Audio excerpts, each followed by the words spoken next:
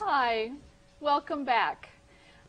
Again, I'd like to invite all of you to call in with any questions or comments or concerns at 1-800-407-9487 or email us if you're watching at home on your computer. And now, Carolyn, you want to talk about your little assignment? Yes, so I know that you all spent the break thinking about what Johnny is thinking about as he's tapping his pencil. We're waiting for those phones and emails so that you can tell us some of your thoughts. But in case you still think about it, I'll give you a few hints. Some of the things that he could be maybe not really even thinking about, but experiencing, is that he hears the dump truck outside, and no one else is really picking up on that noise. His pencil is broken. He has to go to the bathroom. The fellow in front of him has a red shirt on, and that just agitates him. He can feel or hear the vibration in the fluorescent lights or see the little blinking.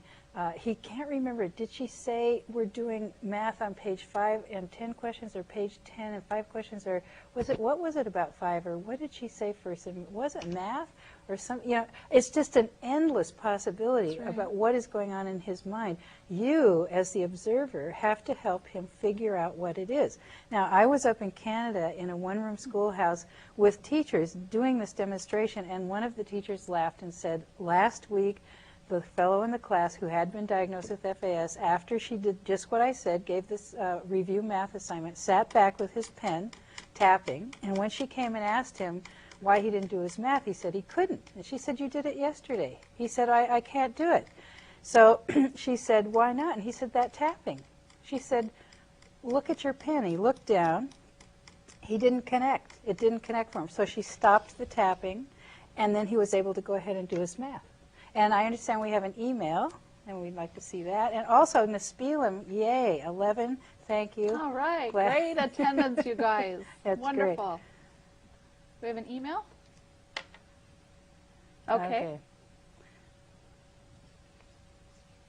There you go. There you go, Did the pencil absolutely. need to be sharpened? Did the pencil need to be sharpened? That is a good thinking out there. That's I right. like this. That could be exactly what he needed. Exactly. That's right. And remember the story last week about the woman, the mother with FAS, whose children were in foster care, and the foster parents love her so much they bring her into the home with the kids a lot, and she was being paid $12.50 an hour to clean house for one of the foster mothers. Mother came home, again, house was spotless, everything great, orange juice on the kitchen floor. Foster mother said, gee, you did a great job cleaning, what's this? And she said, oh, orange juice. And she said, oh, why didn't you clean it up? And this woman said, well, it wasn't on the list. Yeah. And then she said, should I put it on the list? And the foster mother said, yes, she put it on the list. She cleaned it up and then checked it off like she did everything else. That's right. So. Okay, we're going to move on to concepts of strategies, abstract kinds of concepts. And, you know, oftentimes in our clinic, we see children, you know, in the kindergarten, first grade, second grade, who are doing quite well in school. You know, they're not having a lot of problems yet, academically or socially. And then, boy, you know what, third grade hits. And if we could have the next slide, please. These are the kinds of things that happen in the curriculums, you know, when we start heading into third grade. And we really start looking at abstract kinds of concepts. And I don't know two more abstract concepts than time and money. And if you think about that, in third grade, they're starting to expect children to be independent. You know, what time is their recess? When do they come in? When are they supposed to go to lunch? How long is 15 more minutes? And they're starting to work with the concepts of making change and understanding what 5 nickels equals, or heavens, 2 dimes and a nickel, and you start mixing those kinds of change, and it gets to be really tough. Now, you know, I have a couple of children at home. Theodore actually is 17 years old, and if I were to give Theodore $5 and send him into the 7-Eleven store and say, you know, bring me out a loaf of bread, he can do that. He can go in and he could find the loaf of bread and he'll come out. But what I can't always depend on is, number one, that he'll even remember to get change, because money doesn't mean anything to him. He doesn't understand that. Or I also can't count on that it would be the correct change. It might be too much, it might not be enough, you know, whatever. Those are hard areas. And one of my other kids, Michael, now if anything costs more than $65, Michael thinks it's a ripoff, including your house and your, you know, car payments. If it's more than $65, he just doesn't, you know, that's more money than he can handle. And, you know, we expect those kinds of comments from our children when they're 4, 5, you know, even 6 years old. You know, the comments about, well, so what if you don't have any money, Mom? Just write a check. You know, we hear those from our younger kids. Or go to the cash money. machine. Yeah. But what the difference is that Michael's 12, and he still doesn't understand that you can't just write out a check, or you can't just go to the cash machine and, you know, get money, you know, out of the walls there. Yeah, I mean, time and money, they're really both abstract and concrete. I mean, That's money's right. concrete. You can touch it. You can look at a clock. You can tell time. But the idea of time is also That's very right. abstract. I'm thinking about Danny. Danny cannot read that clock you saw in the slide. He cannot read a regular face clock. He can read a digital clock. Another young woman could not read that, the face clock or the digital clock, and was actually breaking her alarm clock every morning because it was waking her up. And that's what she said when they questioned her, why are you breaking your alarm clock? Because she loved school and the clock was getting her up to go to school. They got her a talking clock, a clock that says her name, why she's waking up. She now happily gets up, gets dressed, and go to school. But if you would talk to her about the concept of time, if you don't, I told you yesterday, Susie, if you don't clean your room today, you're not playing with your friends tomorrow. That will be meaningless to That's her. right. Absolutely meaningless. Yep. And my daughter Tessa, who is, you know, almost 9, and I've talked a little bit about her. Tessa has a full-scale IQ of 110, and I mean that's well within the normal range. And yet, if I were to call home, you know, like on a break, and say I was out of town tonight, and Tessa would say, "Well, Mom, so when are you coming home?" If I say to her, "I'll be home tomorrow morning," I can bet that there's going to be some real heartache at my house, because Tessa does not understand the concept of tomorrow morning. And so what we have to do with our children, like with Tessa, if I break it down into bits of information and say, well, you know, now you came home from school and you're going to do your homework, and then Daddy will cook you dinner, and then you're going to take a bath, and you're going to get ready for bed, and then when you get up in the morning you're going to have breakfast, and then I will be home. Now she can handle those broken down pieces of time because the way I'm describing them to her is something visual, and she can see that in her head. Now some of my children can't even do that, and so we need to take pictures actually of them doing those specific, you know, time frames, you know, doing their homework, eating dinner, taking a bath, getting up in the morning, and actually take pictures of them. And then the kids themselves will take that picture off of their board and move it over to the other column, and that means that it's done.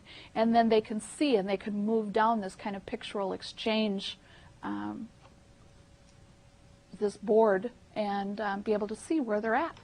So those are concepts that, you know, we really start to really press in second and third, especially third grade. Tessa is supposed to do occupational therapy, and every day, you know, the occupational therapist was getting upset. Her teacher was getting upset because she always had to remember to remind Tessa, or she wasn't getting there on time. Well, you know, Tessa doesn't. She can tell. She can read time. She can read a clock, but the concept of when 2 o'clock was is beyond her. And so what we've done for her at school is actually drawn a picture of a clock with the hands at 2, you know, one at 12 o'clock, one at 2 o'clock, and it's taped onto her desk in front of her. And then she just looks at the clock, and she looks at the clock on the wall and keeps comparing back and forth until the clock and the clock on her desk match the time. And then she knows that it's time to get up and to go to occupational therapy. But to understand the concept isn't there yet. I mean, I met a 56-year-old woman who said that she hadn't been diagnosed, but she was absolutely positive that she had been affected by alcohol, as did all her brothers and sisters.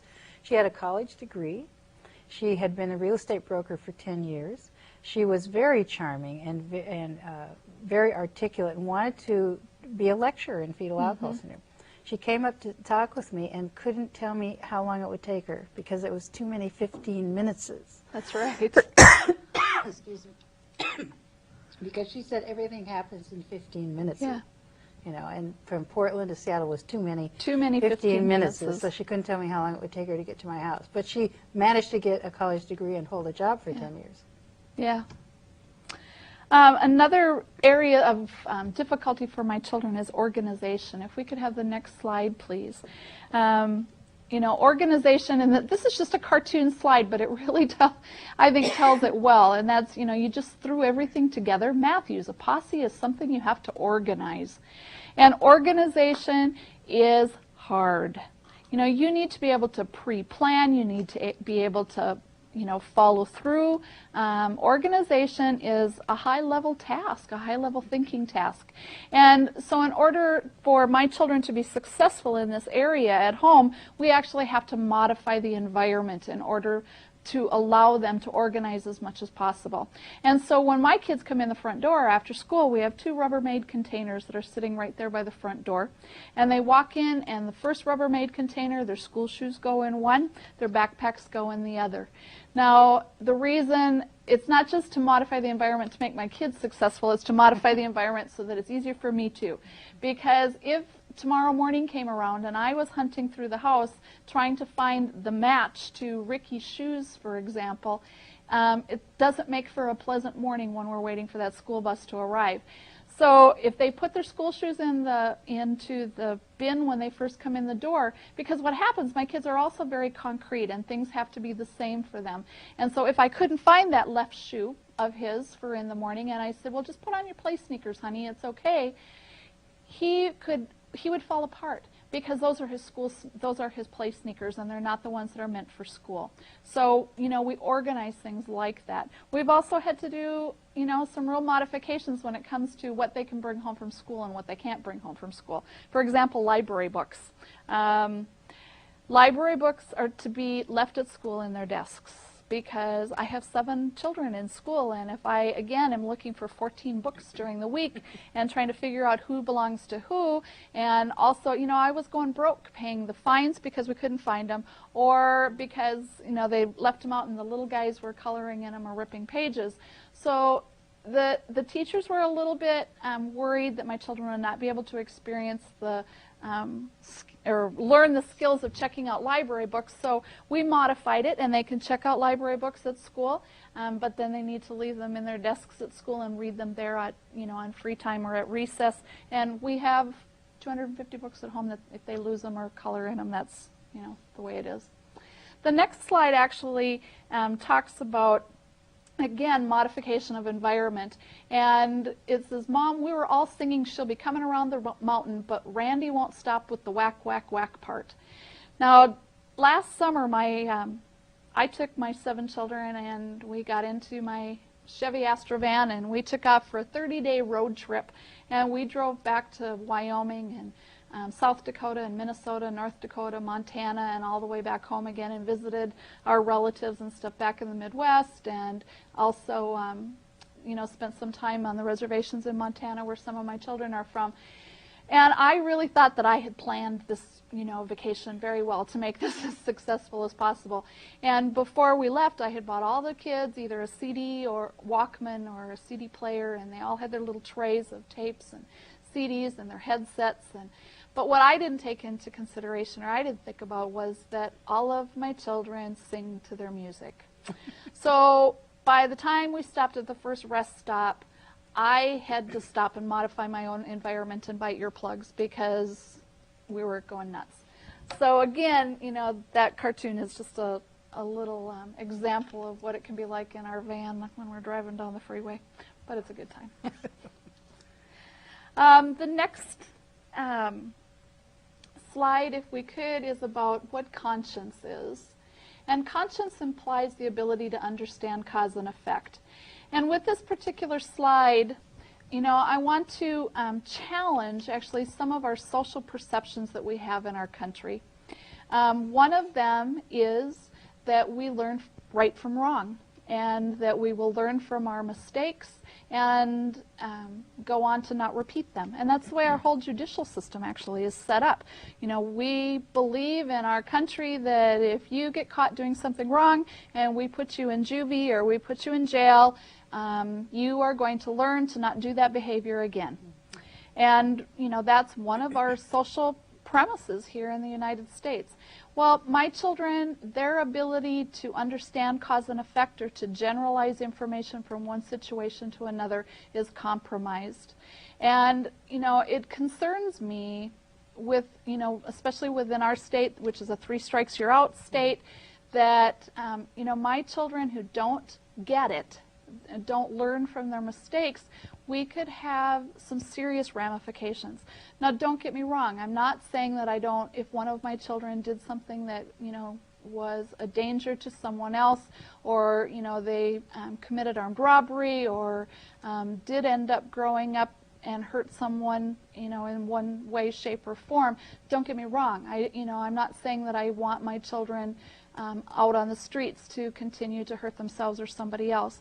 What I am saying is that the systems that we have in place right now are not appropriate for my children. I don't want my kids to go into an adult system where they would continue to be exploited or victimized. We have some other social perceptions in our society and our country here that I think we need to think about too. Can I just interject one thing, talking about the conscience issue?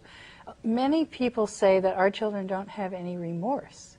And one of the things we're finding, having Dr. Coggins on the team at the University of Washington, who is a speech pathologist, is that it isn't so much about remorse. It's that our children they have a very difficult time putting themselves in someone else's shoes. Right. When asked to give the perspective of someone else in a situation, they really find it very difficult. I'm thinking about these boys that are incarcerated for murder, and like I said, when they were made to realize that they had ended life, they were very remorseful. Yeah. They felt terrible enough to try to end their own life. That's right. So we have to be very careful about the language we use and how we're really talking about the behaviors we're observing.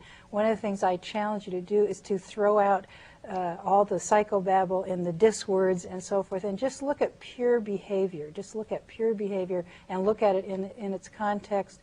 Think about it in the environment. That's right.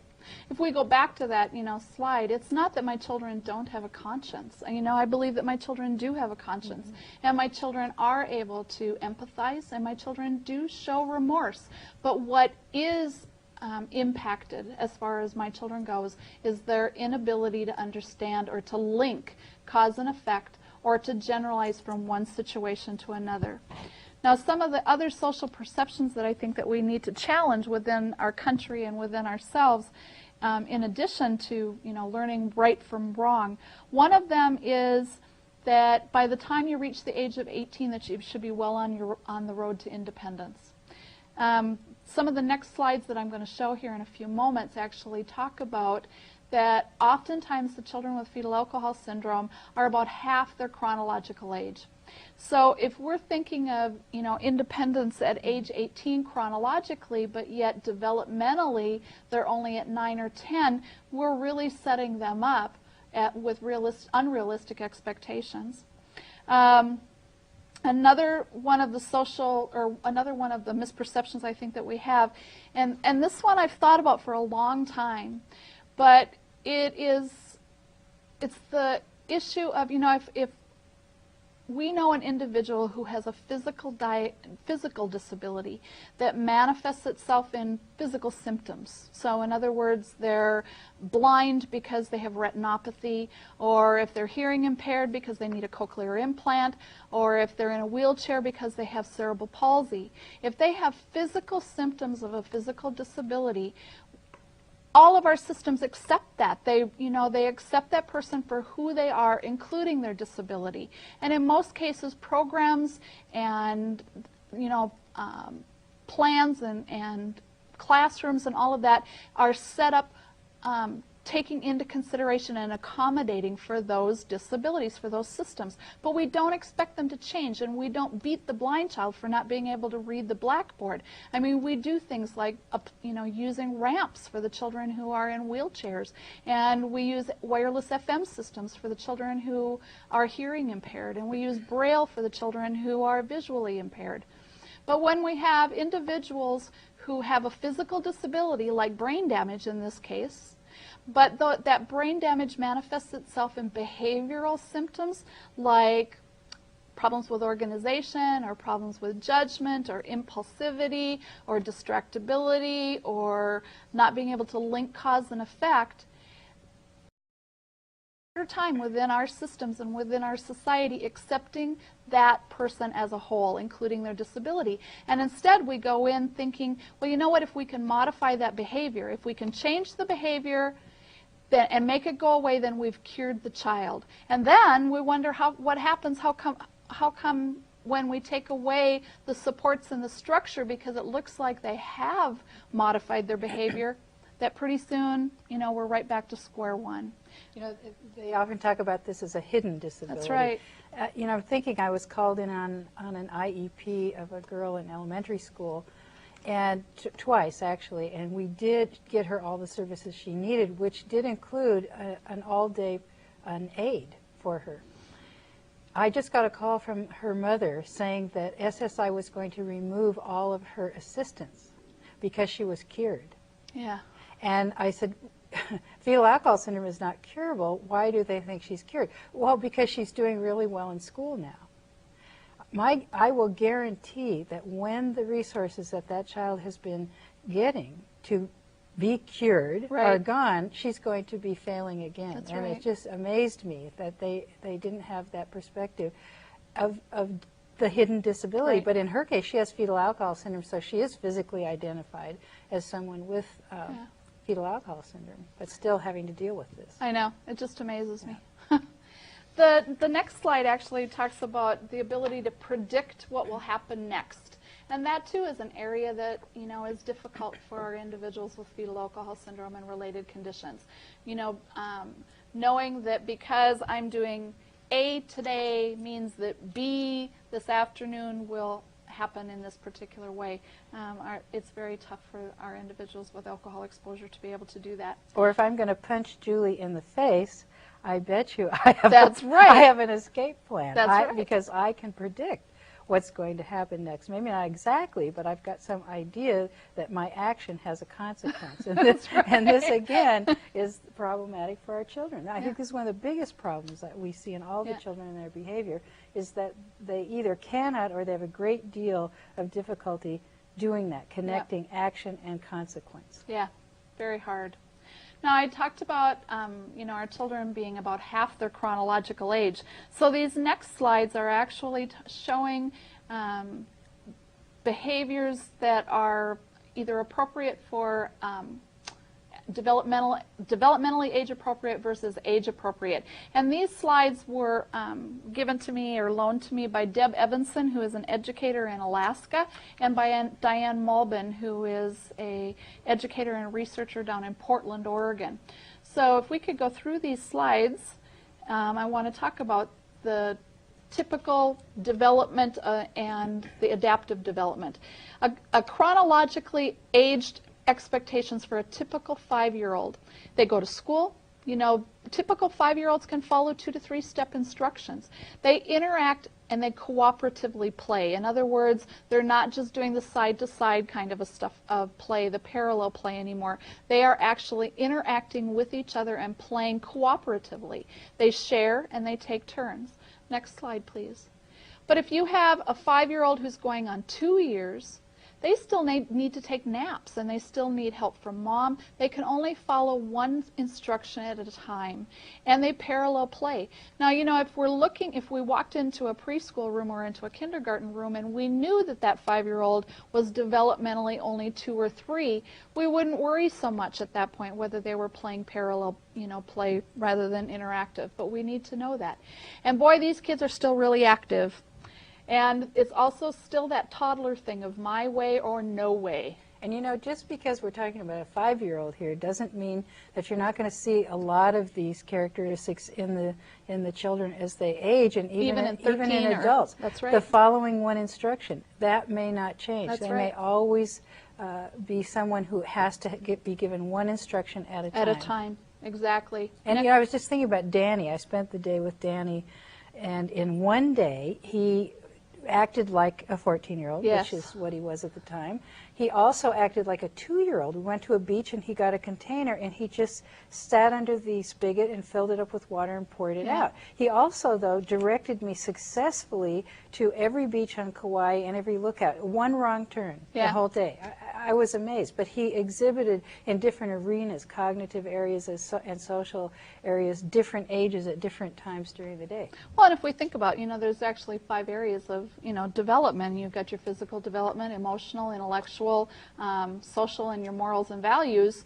And you can be at different levels at the same time in all 5 of those areas. So, if we just look at a child and their physical development is on target, but that doesn't necessarily mean that we can expect that their intellectual or their social or emotional is and that's at the the same hidden level. disability part we were talking about, where especially the child who is not exhibiting these facial characteristics and growth deficiency, and like Tessa, somebody who has an IQ of 110, they're going to present very well in many situations and look like everyone else. And again, there's that expectation. That's right. And I find even myself, I know a lot about this subject.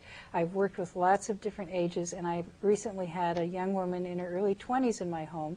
And I, every once in a while, catch myself because she looks absolutely normal. She has, I think, a high IQ.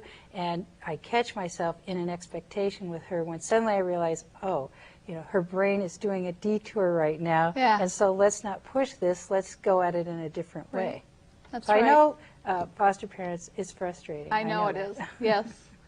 And if we're looking at 6-year-olds going on 3, I think that first one's stretching it. I don't know many 3-year-olds even that can pay attention for about 10 minutes. But they need to be shown and they need to be reminded. And they don't wait very gracefully. It's come on, let's do it my way now. They act very impulsively, and they still need a lot of adult structure and reminders for tasks. And again, remember, just because we're talking here about 6-year-olds going on 3, this doesn't mean that even at 16, they might still be in the 3-year-old stages in some of these areas, like acting impulsively. Next slide, please. Developmentally age 10 years going on 6 years. They might be just now beginning to read, but even now it's with the help of pictures or some other kind of contextual kinds of cues. They learn by doing, not by being told. And with our 10-year-olds, by the time they're 10 years old and they're in 3rd or 4th grade, most of the instructions that are happening in their classrooms now are verbal. They're not being done anymore by example or by allowing the child to do them, or to see them on the board. Most of the instructions are being done verbally, and that's pretty hard for 10-year-olds that are going on 6. They mirror and they echo words and behaviors. So that's, like I was talking about, social skills training being done in the appropriate arenas. So if you want to be cueing and intervening with a child who has difficulty with their personal boundaries in the hallways of the school, that's where you need to be doing the social skills teaching, is in the hallways of the school. Because otherwise, if you did it just in the classroom or in the counselor's office, it's very easy for them to mirror or just to parrot those words back to you. Typical, let's see, again, they still need supervised and structured play. My 10-year-old, this is where it's not that I have issues as far as their academic or classroom settings necessarily, as much as I have extreme concerns about what happens in their unstructured day at school, like on the playground or at lunch and recess time. They learn from modeled problem solving, and they're just now developing that sense of fairness. And this bottom one is so important. They are easily fatigued by mental work. My 10-year-olds, my 8, 9, 10-year-olds, when they get home from a full day at school, they're exhausted. I mean, it is very tiring physically and mentally, emotionally. I mean, they've been trying to deal with social stuff all day long, and they come home and they are exhausted. So for my kids and for me, the last thing that we need to do at that point is to sit down and do 3 or 4 more hours of homework. And when they've been trying all day. That's right. And trying could mean maybe a C, maybe even an A if it's in a class that they have a strength in. Right. And maybe trying, studying all night for that test still ends in absolute failure. I saw a test where a girl came home from school every day and studied until 9:30. and still did not get one answer on the test correct. Yeah. Pick your battles. How much do you want to put your child through? I'm wondering if, I mean, many people are now homeschooling. Well, and we have actually put it on the IEPs that my children will do 20 minutes of reading 5 nights a week, and at the maximum 20 minutes of homework, because my kids need to do the social stuff. We need to do the family things too. We need to be able to go out for dinner occasionally. We need to be able to go to the park. We need to go to Special Olympics and those other things. And those mean just as much as whether or not my children know the capitals of the United States. And I mean, you have to plan success in their life. That's right. You have to make sure that they have more successes than failures. That's right. And if setting them in particular environments is always a setup for failure, then you go down and you change that IEP again if it has to be changed. There are some great videos out there by a man named Richard Lavoie, or Rick Lavoie, and he has a series of videos on children with learning disabilities.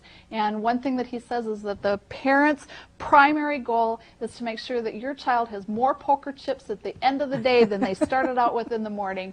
And I just think that that's a great way of looking at it. And I always say that my favorite parent is the one that when they walk in either the social worker's office or the teacher's classroom, they're sort of like, here she is again, because that is the parent who's going to get the services. And particularly in school settings, your child has the right to an education. That's right.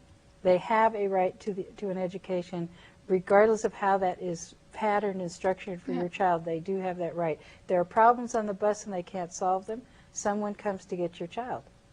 And I know for a fact, I don't even have to introduce myself at my children's schools anymore when I call on the phone. I mean, they know me by my voice now, and I am sure that when they put me on hold to connect me or something, they're going, oh gosh, it's Mrs. Gilo again. Who's going to talk to her today? I know it. Okay, typical. We encourage that. We do. Typical 13-year-olds. They're responsible. This next one just floors me, but truly, this is right. Typical 13-year-olds can organize themselves, they can plan ahead, and they can follow through.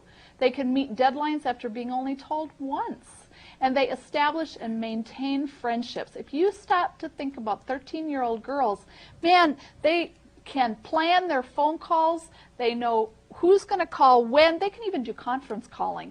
But these are typical 13-year-olds. I know you're sitting there looking at these and saying, oh, right, my 13-year-old, initiate and follow through. If it's something they want, absolutely. That's right. You betcha they can. But 13 going on 8, they don't even follow through on things that they want to follow through on. I remember Antonio Rathbun talking about a young girl who looked up on the refrigerator to see the invitation to a birthday party and asked her mother, Mom, was it Susie? Did I go to Susie's birthday? What did I get her? And it was 3 weeks away. Yeah. And she possibly could have not gone to the party just because she again doesn't understand time concepts and so forth. So here we've got 13-year-olds going on 8. They still need those visual cues. They need to be reminded.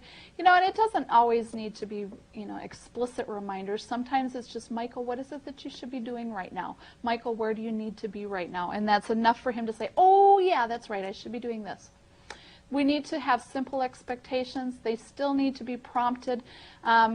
13-year-olds going on 8 are still very tactile. There's still lots of touching. They're still in your space, and they're just now learning about boundaries. And boy, this can buy our kids a lot of problems. What is okay for 7- and 8-year-olds to do as far as, touching your arm or wanting to even sit on your lap, we expect that, and it's okay with 6- to 8-year-olds. But boy, once you get 13, we look at that a little bit differently. But the positive side of that is a lot of the mothers have told me that they're sure that they have the only 14-year-old at school who will run up open-armed and hug them when they see them on the school grounds where, gosh, I remember walking to Alex's kindergarten class with him the first day and he said, don't touch me.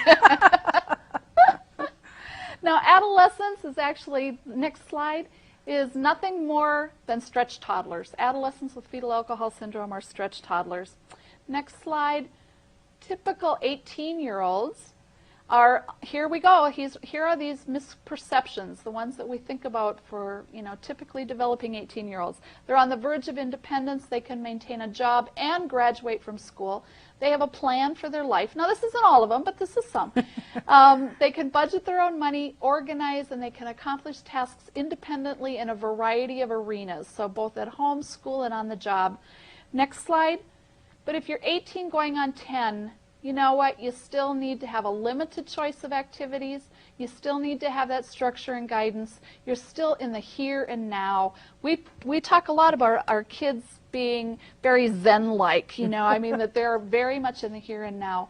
They still do a lot of that giggling. They get an allowance because they're not able to earn their own money or to budget it. They still need a lot of help organizing, and they have boundary issues. So if we look at our children in those respects, though, as far as adaptively versus chronologically, it will, I think, again, go a long way to adjusting our expectations for our kids. So what do we need and what can we do? There are things that we can do, and there are things that we need. Our kids need structure. They need structure, and they need structure, and they need structure. There's no surprises for our children with alcohol exposure. Now, I don't mean by structure and consistency, I'm not talking about control. There's a difference there. But what I am talking about is not having surprises. Some of the worst days that my children will have is when they have a different bus driver in the morning than what they're used to, or they have a substitute teacher. Next slide.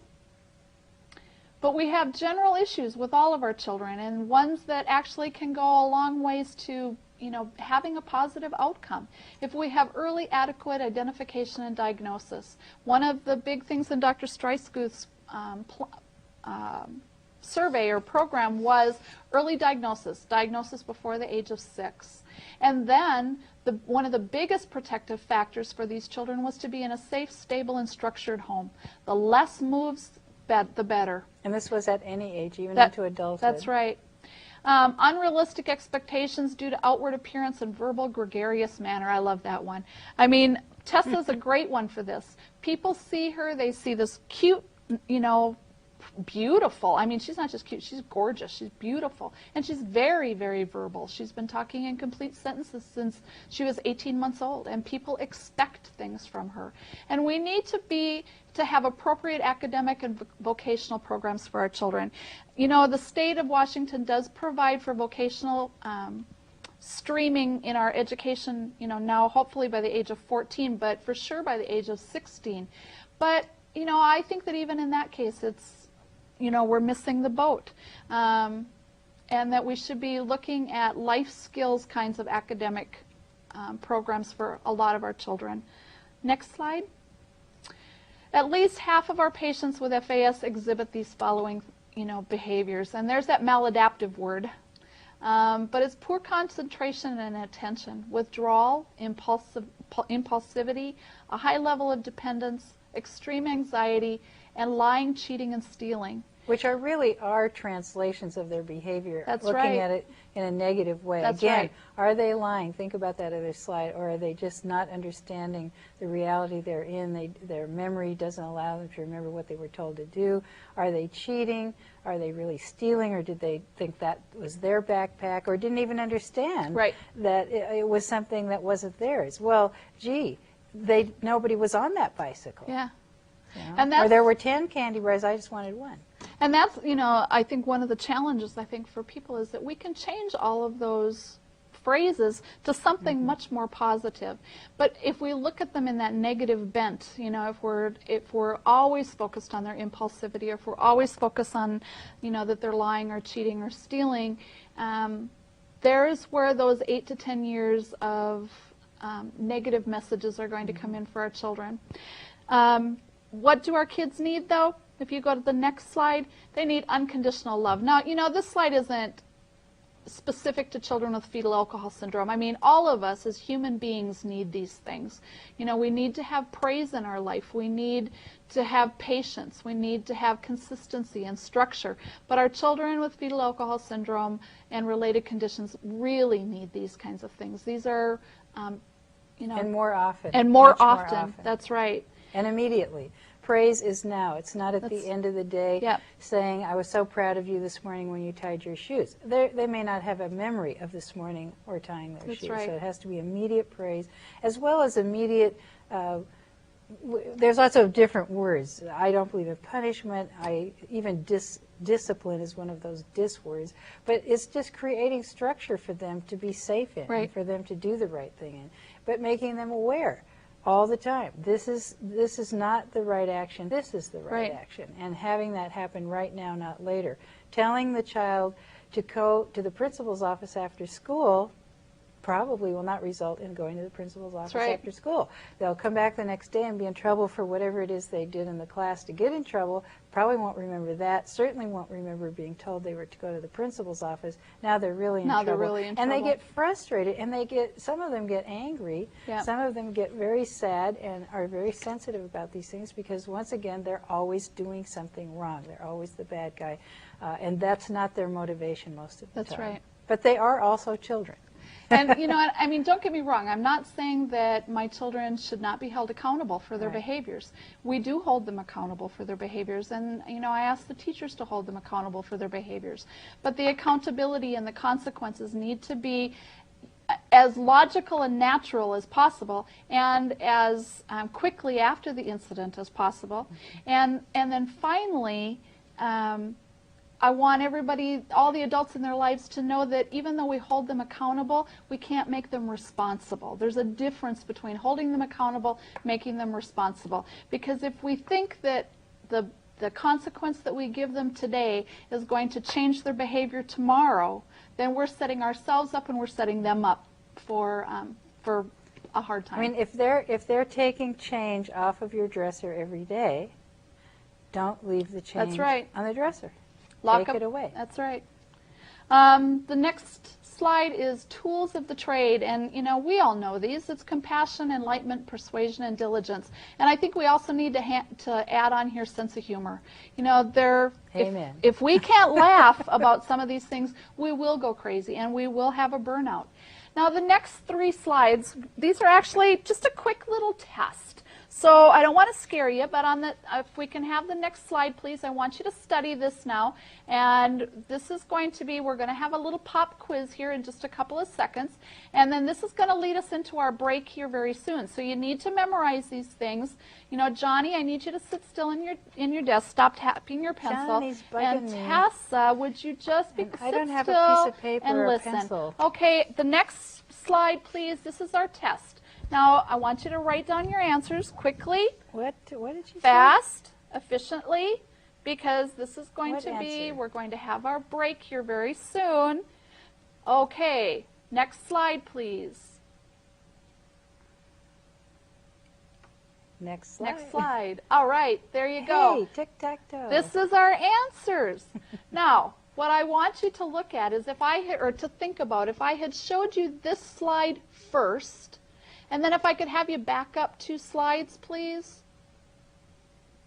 Then to this one, and then given you the test. Would that have been easier? And also, I was chatting in the background because our kids are so sensitive to things that we're not even aware of. We're not even aware of. People shuffling paper and moving their pen around the Right. desk and talking with each other and so forth and That's so on. right. Test environments are very stressful, and at clinic, the kids do probably the They do best they're quite going well to in our do clinic. on a test because they're in a room that's quiet without distractions and one-on-one. And we have a call from Clarkston. Hello there. Hi. Hi. You keep referring to your clinic. Yes. And the question we'd like to know is what is done at the clinic for diagnosis? What are the steps and what procedures done and who would attend? Okay. Yeah, well, first of all, we have cloned the clinic so that it exists in 6 or 7 different places in the state. Dr. Claren and Dr. Astley, who co-direct the clinic at the University of Washington, have trained teams. Now, those teams may operate slightly differently than the team at the University of Washington, but they've gone through the training and they approach the diagnosis the same. There's actually a manual that Dr. Astley and Dr. Claren wrote on how to do this diagnosis. You are given a patient information form that's quite lengthy, asks a lot of questions about not only the child, but the birth parents and their relatives, not just about alcohol and substance abuse, but sexual abuse, learning problems, cognitive problems, emotional problems, so on and so forth. Then it's going to rely a lot on your observation. One of the things I suggest is you keep a journal. Keep a journal of your child's behavior. You may also start seeing patterns of behavior that happen at certain times of the day or the week or even the month or year.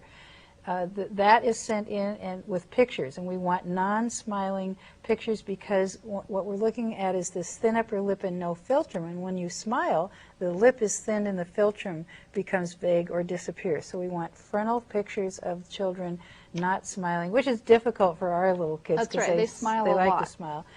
That is sent in with any testing that's ever been done, counselors' reports, medical records, anything that will help us put this puzzle together. It is like a 1,000-piece jigsaw puzzle, and at best we get 500 pieces to put together. So the more information we have, the better it's going to be for diagnosis. Then the family comes in with the child. The child is separated, and the speech pathologist and the occupational therapist will test the child. The psychologist will do some testing.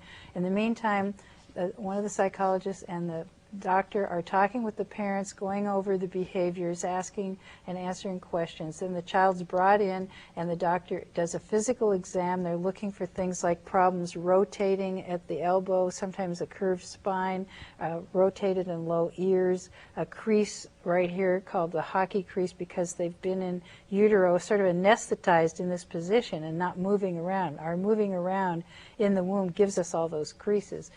So this exam, this is a 3-hour exam. All this is done, then the information is taken in by the team to a room without the family. The diagnosis is discussed and made. The family is brought in, usually without the child, but that's up to the family. And they're given the diagnosis, and then the psychologist goes into a small room with the family where they can really debrief. This can be very emotional, whether it's birth or foster or adopt parents. They can also ask more questions. There are resources given, ideas about what other things might need to be looked at. Some of the children end up needing particular kinds of surgery or more neurological testing, or psychological testing, genetic testing, so forth and so on. There is a number that everyone in the state will access, even if you're wanting to see the clinic in Spokane, for instance. You would still call the Seattle number, which is 206-526-2522. So did I miss any part of your question? No, you did. I just have one more addition to Sure. it, though. Okay. If a child's on medication for ADHD, would the child stay on the medicine, or should it be taken off before Oh, the okay. Do we have 4 or 5 more hours? No. Go for it, Julie. Leave the child on the medication because truly what we want to be able to do is to give the child the most opportune environment for testing, and if they are climbing the walls or not being able to sit still for 30 seconds, then we aren't going to be able to get an accurate picture of what their ability is as far as speech and language or occupational therapy or neuropsych. So at this point in time, the recommendation from our physicians is to leave the child on the medication that they are on prior to coming into clinic. Thank you for that question. We also have one now from Thank Long you. Beach. Thank you. Long Beach? Yes. Can you please tell us where the nearest clinic is to us here in Long Beach? You're in Long Beach. Federal Way. Could you step away from the mic just a minute? You're causing just a little bit. Okay. The nearest clinic to Long Beach would be in Federal Way. All right. We are at this point, though, there is a team that's working on putting together a site in Vancouver, Washington. All right, But thank we you. haven't gotten it all finalized yet. But you would still access it by calling that 206-526-2522 number. And we have an email. You're all awake out there All and right. responding. We love it. Thank you. Let's see our email. We have an email question. The information I have about the family is very sketchy. How could she be tested with so little information? Again, this is my adopted child that we have had since 1 month of age. Know that mom did use alcohol and may have used some drugs, but not sure what. We know even less about the natural father. You know, this is not an unusual circumstance, and oftentimes we know very little about the father, sometimes nothing about the father. And all you can do is to give us the information that you have. And if we're finding that there is information that's lacking and we really do need to have something, somebody within our clinic would call you back and let you know that, gee, can you find out more about the prenatal history, or can you check on the birth records or whatever, and then try and help you maneuver through the systems to be able to get the information that we need. Sometimes it's a matter of going back to the birth records or finding a caseworker or whatever from that first month.